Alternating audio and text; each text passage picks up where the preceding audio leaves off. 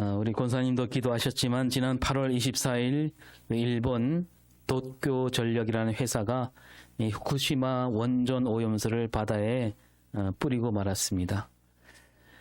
24일, 25일 이틀에 걸쳐 700톤을 쏟아부었다 그럽니다. 앞으로 30년간 그 오염수를 바다에 뿌리게 되는데 그 오염수 양이 어마어마하다는 얘기지요. 그런데 문제는 지금도 오염수가 계속 생겨나고 있다는 거죠.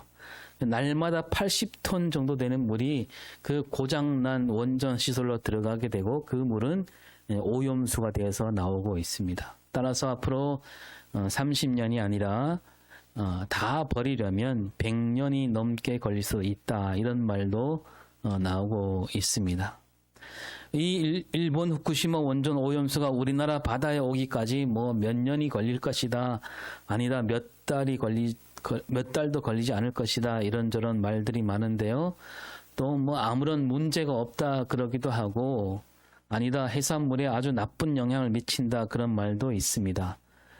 그러나 이렇게 따져보니까 상식으로 보나 과학으로 보나 그 오염수에 문제가 있다라는 것은 틀림없는 일이죠. 안 그렇다면 왜 버리겠습니까? 바다에다가. 그리고 설사 그 물이 만에 하나 깨끗하다 할지라도 이제 사람들이 해산물을 꺼리게 되는 것은 또 불보듯 뻔한 일입니다. 그래서 큰 걱정인데요. 뭐 저 무태에 사는 사람들이 앞으로 뭐 해산물을 안 먹으면 그만이지만 우리 바닷가에 사는 어민들 또 우리 섬 주민들은 어떻게 해야 될까? 지난주에 검은리에 갔는데 뜻밖의 뭐 수산물 장사가 잘 된답니다. 왜냐 그랬더니 일본이 오염수를 바다에 버리는 바람에 중국과 홍콩이 그 일본 수산물 수입을 전부 막았다라는 거죠. 대신 우리나라 수산물이 중국에 많이 팔리고 있다. 그래서 이 검은리 수협 위판장에 뭐 생기가 돌고 있다 그럽니다. 뭐 다행스러운 일이기는 하지만요. 마냥 좋아할 만한 일은 아닙니다. 처음에는 좋겠지요. 뭐 중국에 뭐 사람들이 좀 많습니까? 엄청난 거래가 막 이루어지겠지요. 그래서 중국을 겨냥해서 뭐 이것저것 또 많이 생기지 않겠습니까? 또 사람들이 막 거기 여기저기 투자도 막 하고. 그런데 그러다가 우리 바다에서 잡히는 수산물에 뭐 조금이라도 이상한 일이 생기면 이거 오염수 때문이 아닌가 하면서 중국에서 우리 수산물 수입 전면 금지 하게 되면 뭐 처음보다 더 큰 손해를 입게 되는 것이 뭐 뻔한 일입니다. 우리가 어떻게 해야 될까요? 이 정부와 집권 여당은 원전 오염수가 괜찮다, 문제가 없다면서 반대하는 국민을 가리켜 상식도 없고 기초과학도 모르는 바보라고 윽박지르고 있습니다. 그러나 앞에 말씀드렸듯이 원전에 대해서 핵 오염수에 대해서 조금만 공부하면 우리가 왜 반대해야 되는지 금방 알 수 있는데 왜 그토록 일본을 감싸고 도는지 참 이해할 수 없는 일이고 또 그 원전 오염수를 바다에 버리면 우리에게 무슨 이익이 있길래 저렇게 그들 역성을 드는지 도무지 알다가도 모를 일 아닙니까? 우리가 그냥 손 놓고 지켜볼 수는 없는 것 같습니다. 더구나 우리는 예수를 믿는 사람들이죠. 하나님께서 이 세상을 지으셨고 이 세상을 사랑하시는 아직도 이 세상을 이끌어 가시는 그 하나님을 우리가 철석같이 믿는 사람들입니다. 그래서 이 핵 오염수를 비롯하여 지난번 코로나 사태, 기후위기 이런 일들을 우리가 그냥 지나칠 일이 아닌 거죠. 하나님께서 우리에게 이 땅을, 이 지구를 맡기셨습니다. 그래서 우리는 마땅히 이 땅을 아름답게 일구고 또 잘 가꾸어 가야 하는 거죠. 그래서 우리 눈앞에 펼쳐지는 일들, 이 일들을 보면서 우리는 늘 하나님은 우리에게 무엇을 말씀하시는가 새겨 들을 수 있어야 되는 거죠. 하나님께서 왜 우리를 이 시대에 살게 하셨는가? 이 시대에 벌어지는 일은 우리에게 하나님이 어떤 말씀을 하시는가? 거기에 뜻이 다 있는 거죠. 오늘 말씀에서 하나님이 예레미야를 부르십니다. 하나님께서 예레미야에게 이렇게 말씀하시는데요. 5절을 보면요. 내가 너를 모태에 짓기 전에 너를 알았고 네가 배에서 나오기 전에 너를 성별하였고 너를 여러 나라의 선지자로 세웠노라. 하나님께서 예레미야를 선지자로 세웠다라고 하시는데 언제부터 세웠다라고 말씀하십니까?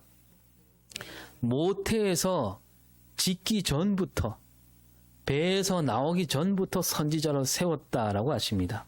그러니까 하나님은 예레미야를 아예 처음부터 선지자로 세우시려고 이 땅에 태어나게 하셨다, 그런 뜻이에요. 그리고 하나님이 굳이 내가 너를 선지자로 세운다 이렇게 말씀하지 않아도 너는 아예 처음부터 선지자로 태어났다, 그 얘기지요. 태어난 다음에 이렇게 보니까 선지자로 세울 만하구나 해서 하나님이 그를 부르신 게 아니라 하나님이 처음부터 태어나기 전부터 선지자로 태어나게 하셨다는 거예요. 굳이 내가 이렇게 말하지 않아도 너는 선지자다, 그거지요. 오늘 새벽에 잠깐 말씀을 나눴는데요. 예레미야가 이 므낫세 왕 때에 태어납니다. 므낫세 왕은 어떤 왕이냐 하면 이 남유다 왕들 가운데 가장 악한 왕이지요. 그 북이스라엘은 이 아합 왕이 가장 나쁜 왕이고 이 남유다에는 이 므낫세가 있습니다. 이 남유다 왕국이 조금씩 기울어져 가고 있었는데요. 이 므낫세 바로 앞에 우리가 잘 아는 히스기야 왕이 있었습니다. 근데 이 므낫세는 아버지 히스기야 왕이 간 길로 가지 않았어요.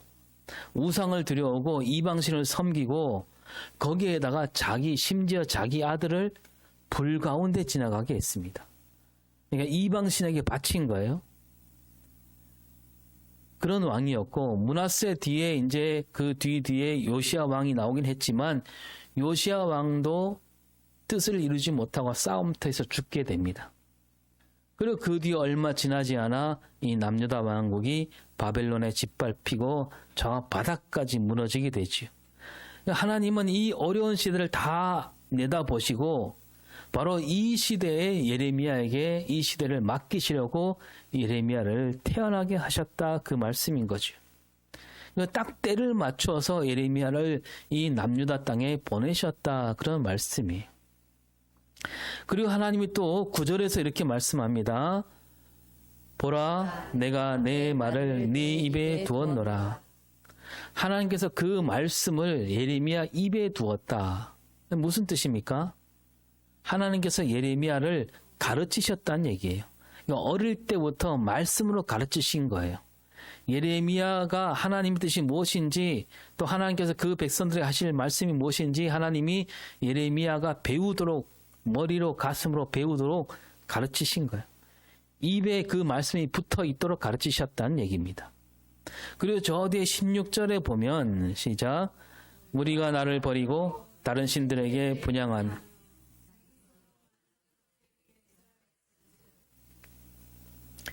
이 남유다 백성들이 하나님을 버렸다. 어떻게 버렸느냐? 다른 신들을 섬기고 있다라는 거죠. 다른 신들을 섬긴다고 해서 하나님은 섬기지 않고 다른 신들만 섬겼다, 그런 얘기는 아니에요. 우리가 많이 나눴지만 이 유다 백성들이 끝까지 하나님께 제물을 드리고 제사는 드렸습니다. 그러면서도 동시에 다른 신들을 섬긴 거예요. 근데 그거는 하나님을 버린 거예요. 우상 앞에 절하고 있습니다.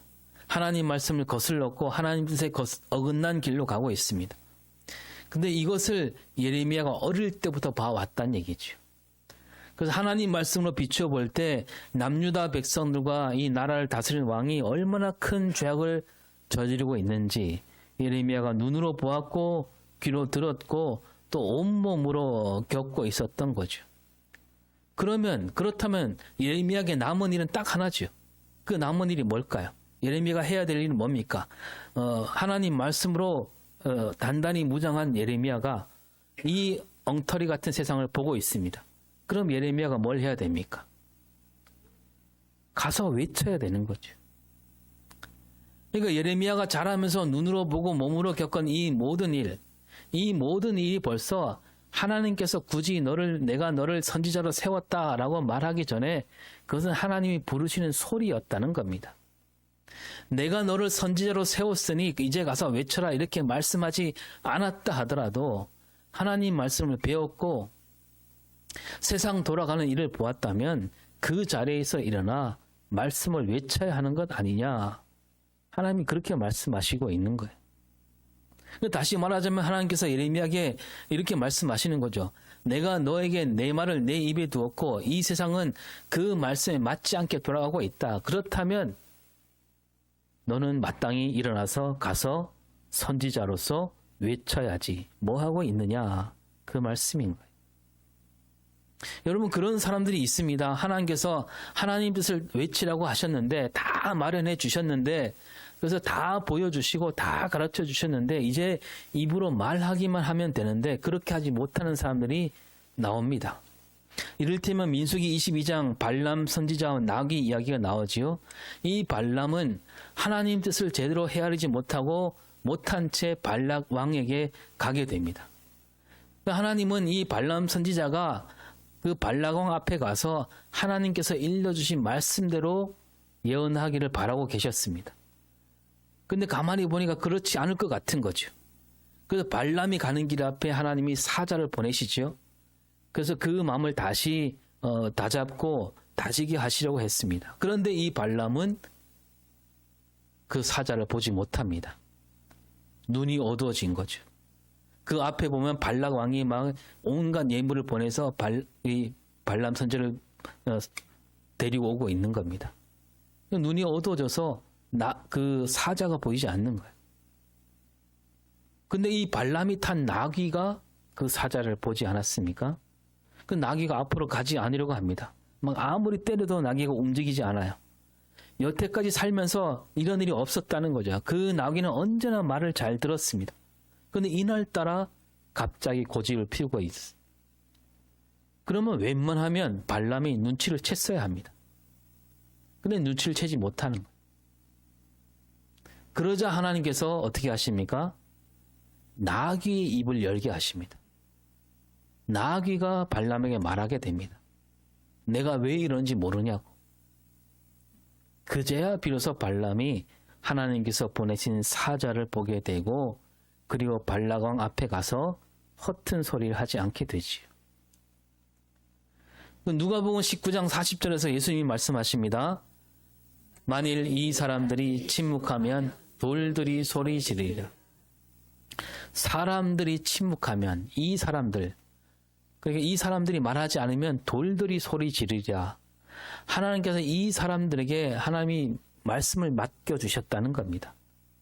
그리고 그 말씀에 비추어 보니까 세상이 잘못된 길로 가고 있는데 그 주신 말씀대로 외치지 않으면 하나님이 저 길가에 돌들로 소리치게 하시겠다는 겁니다. 하나님께서 예레미야에게 하신 말씀도 이와 비슷한 거죠. 모태에서 짓기 전에 너를 알았고 배에서 나오기 전에 너를 따로 불러 여러 나라 앞에 외친 선지자로 세웠다. 처음부터 그렇게 선지자로 세웠다라고 말씀하시죠. 근데 예레미야는 어떻게 대답합니까? 6절에 시작. 주 여호와여 보소서 나는 아이라 말할 줄을 알지 못한 아이다. 예레미야는 자기를 가리켜 뭐라고 합니까? 아이다. 아이다 이 말에 이런 뜻이 있는 거죠. 제가 아직 나설 때가 아닙니다. 세상 앞에서 뭔가 할 수 있는 그런 나이가 아닙니다. 나는 아직 사랑받아야만 하는 아이, 돌봄을 받아야만 하는 그런 어린 아이라는 뜻이죠. 그러니까 이 말은 자기를 낮추는 뜻에서 하는 말이 아니라 이 머뭇거리면서 하는 말이라는 거죠. 하나님께서는 이 예레미야가 어떤 생각에 빠져 있는지 다 알고 계시죠. 그래서 예레미야가 자기를 가리켜 아이라고 여기고 있다. 그걸 아시기에 하나님이 앞에서 내가 모태에서 짓기 전에 너를 알았다. 배에서 나오기 전에 선지자로 세웠다라고 말씀하신 겁니다. 그런데 아니나 다를까 예레미야는 아직도 그런 생각에 빠져 있는 거죠. 나는 아이다. 아직 말할 줄 모른다. 근데 이와 비슷한 말이 성경에 또 나오지요. 한번 읽어볼까요? 오 주여 나는 본래 못하는 자니이다. 주께서 주의 종에게 명령하신 후에도 역시 그러하. 나는 입이 뻣뻣하고 혀가 둔한 자니이다. 예, 딱 아시네요. 예. 이 모세가 하나님께 한 말이죠. 예레미야가 한 말과 정말 비슷하지 않습니까? 하나님께서 모세를 불러서 애굽에 가서 내 백성을 애굽에 나오게 하라 하셨습니다. 그때 모세가 이렇게 말하는 거예요. 이 말도 뭡니까? 모세도 마찬가지로 아직 내가 나설 때가 아닙니다. 이 낯선 땅에서 양이나 치고 있는데 어떻게 내가 그런 일을 하겠습니까? 해내겠습니까? 하나님께서는 모세를 들어서 일하시려고 여기까지 이끄셨는데 모세는 그걸 미처 깨닫지 못하는 거예요. 아니 어쩌면 선뜻 나서기가 두려웠던 거죠. 그래서 핑계를 대고 있는 겁니다. 요즘도 그런 사람들이 많아요. 하나님께서 불러주신 뜻을 알아차리지 못하고 그저 하나님 앞에 올 때 그냥 어리광만 부리려고 하는 이들이 많습니다. 여러분, 예수를 믿는다라고 할 때 이 말은 곧 하나님께서 나를 부르셨다는 뜻이에요. 그러면 하나님은 왜 나를 부르셨을까요? 그냥 고이 길러서 나중에 천국에 가게 하려고 부르신 건가요? 예, 일하게 하려고 부르신 거예요. 그런데 예수 믿는다 하는 사람들 가운데 어떻게 생각하냐면 나는 아직 아이입니다.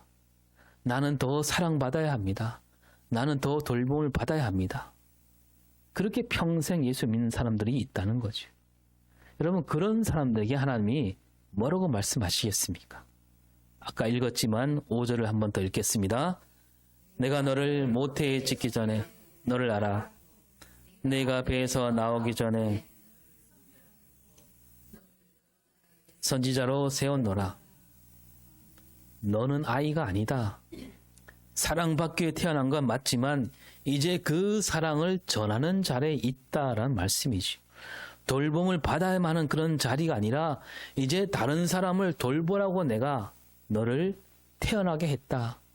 세상을 돌보라고 너를 태어나게 했다. 그렇게 말씀하시는 겁니다. 우리가 흔히 새신자를 가리켜 초신자라고 부르잖아요. 근데 따지고 보면 사실 초신자는 없는 거예요. 하나님께서는 누군가를 부르실 때 정말 오래전부터 큰 그림을 그리신 겁니다. 그 사람이 태어나기 전에, 아니 생기기도 전에 하나님이 그 사람에게 하나님 뜻을 두신 겁니다. 그 사람을 쓰시려고 부르신 거예요. 그런 뜻에서 여러분, 베드로전서 2장 9절 시작. 너희는 택하신 족속이요 왕 같은 제사장들이 거룩한 나라에 그의 소유가 된 백성인 이는 너희를 어두운 데서 불러내 그의 기이한 빛에 들어가게 하신 이의 아름다운 덕을 선포하게 하려 하심이라. 그러니까 예수 믿는 이들에게 주시는 말씀이잖아요. 누구나 예수 믿는 이들은 누구나 택하신 족속이다. 하나님께서 많은 사람 가운데 이 골라낸 이들이란 얘기지요. 그러면서 왕 같은 제사장. 제사장이 뭐예요? 하나님 앞에 나아갈 수 있는 특권을 가진 이들이 제사장 아닙니까?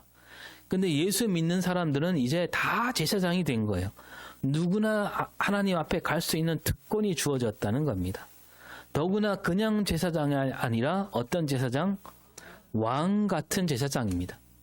그러니까 우리 예수 믿는 사람들은 그 많은 사람을 왕처럼 많은 사람을 이끌 수 있는 그런 왕과 같은 제사장이 되었다는 얘기입니다.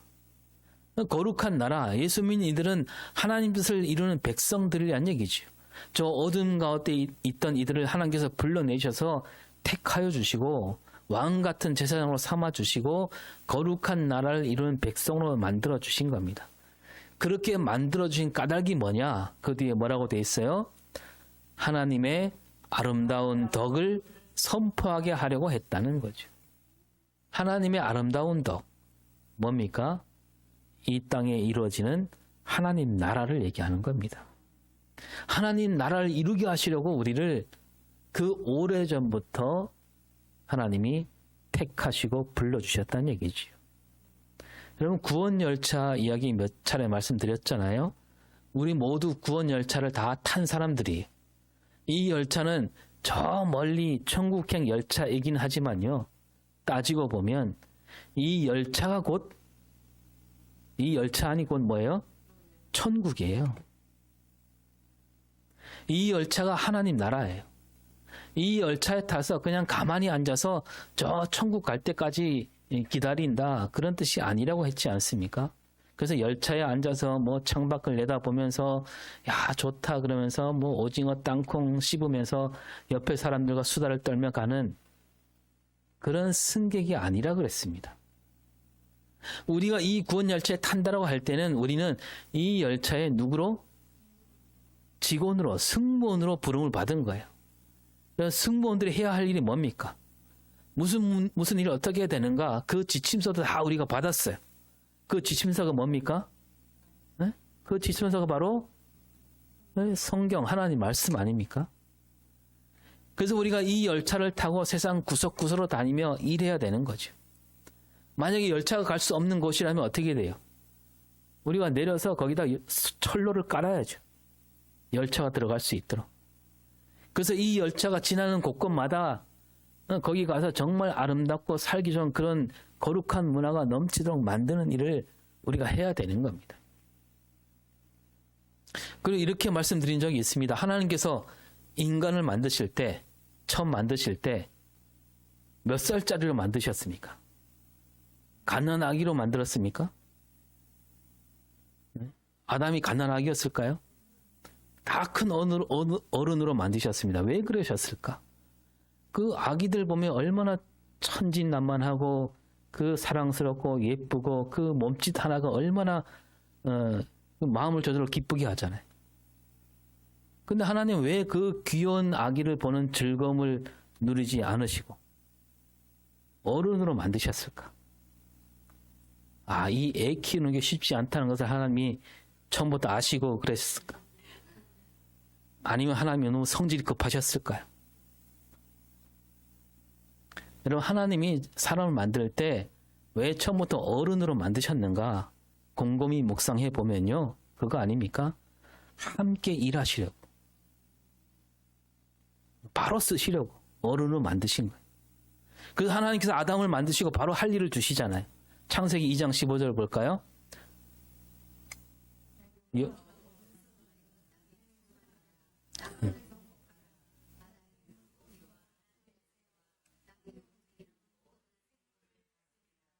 예. 이 말씀도 주셨는데 빠졌는데요. 2장 15절에 보면 여호와 하나님이 그 사람을 이끌어 에덴 동산에 두어 그곳을 경작하며 지키게 하시고, 하나님은 사람을 만들자마자 이 에덴 동산을 일구며 지키게 하셨다는 거예요. 여러분, 이 에덴 동산을 하나님께서 직접 돌보시거나 혹은 일 잘하는 그 밑에 있는 이들 있잖아요. 천사들을 데려다가 지키게 하시면 되잖아요. 근데 그렇게 하지 않으시고 이제 막 만드신 그 사람 아담에게 맡겨주신 거예요. 하나님이 아담이 스스로 뭔가 할 수 있는 일을 주신 거예요. 책임을 주신 거죠. 그래서 하나님은 그래서 인간을 만드실 때 처음부터 그런 책임을 맡기시려고 만드셨구나라는 것을 알 수가 있는 거죠. 그 아담에게 일을 맡기시니 얼마 지나지 않아 하와를 만드시잖아요. 이 하와를 만드실 때도 하나님이 하와가 무슨 일을 하게? 돕는 배필로 만드셨죠. 일을 할 때 돕게 만드신 거예요. 그러면서 1장 28절 읽었지만 땅을 정복하고 모든 생물을 다스리라. 이제는 하나님께서 사람들과 함께 일을 하실 뿐 아니라 인간 스스로 땅을 책임지고 이 모든 땅에 있는 생명들을 책임지라는 말씀이지요. 하나님께서 인간을 만드신 목적, 그 목적부터 보면 하나님이 그 사람에게 세상을 맡기시려고. 그래서 아담이 또 에덴 동산에서 무슨 일을 합니까? 그 모든 생물의 이름을 지어주잖아요. 이렇게 처음부터 인간은 하나님 앞에서 세상을 책임지고 이끌어가는 존재였다는 겁니다. 그런데 그 책임을 잊어버린 순간 비극이 시작되는 거 아니에요? 그 동산 중앙에 있는 선악을 알게 하는 나무 열매, 이것도 하나님이 아담과 하와에게 맡겨주신 거예요. 책임져야 되는 겁니다. 그런데 꼬임에 넘어가서 그 책임으로 나무를 가꾸고 지켜야 되는데 잊어버리고 지키지도 못했을 뿐 아니라 자기들 삶도 책임지지 못하고 뱀이 하는 말에 운명을 맡기는 그 그런 허약한 존재가 되고 만 거죠. 그래서 그 다음에 어떻게 됩니까? 아담은 나약하고 비겁한 존재가 되고 맙니다. 그러니까 하나님은 오늘도 우리를 불러서 우리에게 맡겨주셨어요. 여러분 한 사람 한 사람에게 다 맡겨주셨습니다. 뭘 맡기셨습니까? 손 꼽아보면 정말 많은 걸 맡기신 거예요. 교회 안에서 볼까요? 뭘 맡기셨어요? 직분을 맡기셨잖아요. 집사라는 직분, 권사라는 직분. 이 직분들이 누가 준 거예요? 하나님이 주신 거예요. 하나님이 우리를 불러주시고 맡겨주신 거예요. 우리가 잘나서 맡은 겁니까? 우리가 일을 잘해서 맡은 거예요? 여러분 우리가 집사로서 권사로서 아무 일 하지 않는다 해서 하나님 뜻이 이 땅에 이루어지지 않겠습니까? 우리가 일하지 않아도 하나님 뜻은 반드시 이루어집니다. 하나님이 홀로 다 하실 수 있어요. 세상을 지으실 때도 처음에 하나님이 다 하셨잖아요. 그런데도 하나님은 굳이 우리를 불러서 맡기십니다. 어차피 하나님 뜻은 이루어집니다. 근데 거기다 하나님은 우리에게 맡기시면서 우리에게 그냥 숟가락을 하나 더 얹으라고 하시는 거예요. 그래서 하나님 뜻이 다 이루어질 때 하나님이 큰 영광을 받으실 때 그 영광에 우리가 들어오게 하시려고 우리에게 맡겨주신 겁니다. 또 뭘 맡기셨습니까? 우리 가정을 맡기셨잖아요. 여러분 가정이 여러분 손에 달려있는 거 아니겠어요? 그냥 우리 가족 가운데 아직도 믿지 않는 식구들이 있잖아요. 그들을 하나님 맡기신 거예요. 그들에게 우리가 보여줘야 됩니다. 하나님이 당신을 나에게 맡겼다. 그 보여줘야 돼. 책임지는 마음으로 또 우리 사는 동네를 맡기신 거예요. 전에 말씀드렸잖아요. 우리가 어쩌다 보니까 여기 오게 된 게 아니에요. 부모님이 여기 사셨기에 부모님을 따라 살아가게 된 그런 땅이 아닙니다.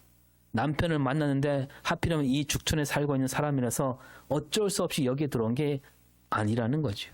살 곳을 찾다가 찾게 된 그런 땅이 아니에요. 지금 여기 이 땅은 무슨 땅이에요? 우리가 왜 여기서 살고 있습니까? 하나님이 우리에게 맡겨주신 땅이에요. 하나님께서 일찍이 이 땅을 만들어 놓으시고 여기다 우리를 불러주신 겁니다. 이 동네가 우리 손에 달려 있는 거예요. 이 마을을 하나님 뜻으로 일구어 가라고 우리를 불러주신 거죠. 또 우리가 살아가는 이 시대, 이 나라 민족도 우리에게 맡기신 거예요. 앞에 말씀드렸듯이 우리를 왕 같은 제사장을 불러주셨잖아요. 왕 같은 제사장. 왕은 고귀한 신분을 나타내기도 하지만 또한 그 공동체 전체를 책임지는 존재를 얘기하잖아요. 그래서 우리 그리스도인들은 이 나라, 이 민족을 다 책임지는 제사장들이 일개 정치가들에게 나라와 민족을 맡긴다면 그것은 우리가 할 일을 제대로 하지 않는 겁니다. 직무유기예요. 그래서 우리 사회가 타락했다면 누구 책임이에요? 먼저 믿은 우리 책임이에요.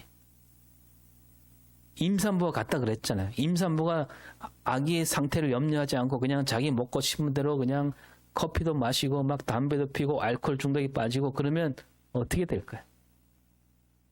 그 태아가 제대로 자랄 수 없겠지요. 그러니까 우리 그리스도인들은 이 세상을 품고 있는 임산부나 마찬가지. 그래서 세상이 잘못되었다면 바로 우리 책임이다. 하나님이 예레미야에게 다 보여주셨습니다. 남유다 백성들이 저지른 죄악을 다 보여주시면서 예레미야를 부르신 거예요.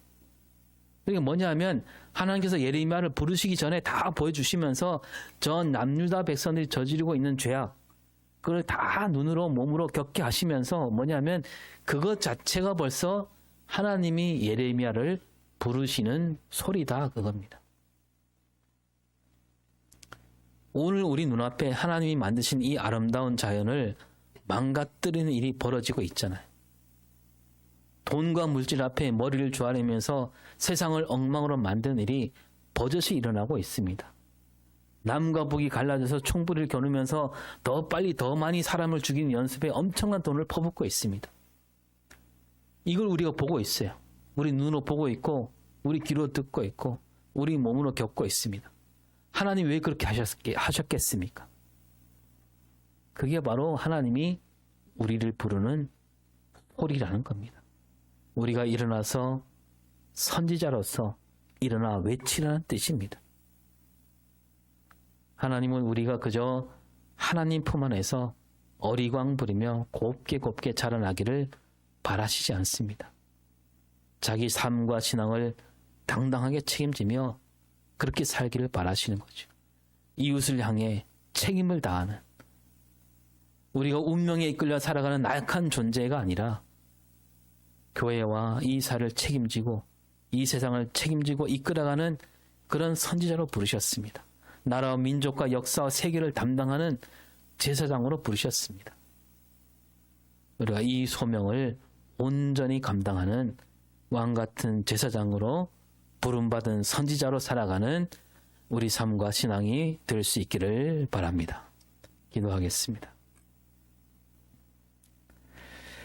하나님께서 저 예레미야를 불러주셨듯이 오늘 우리를 부르시고 계십니다.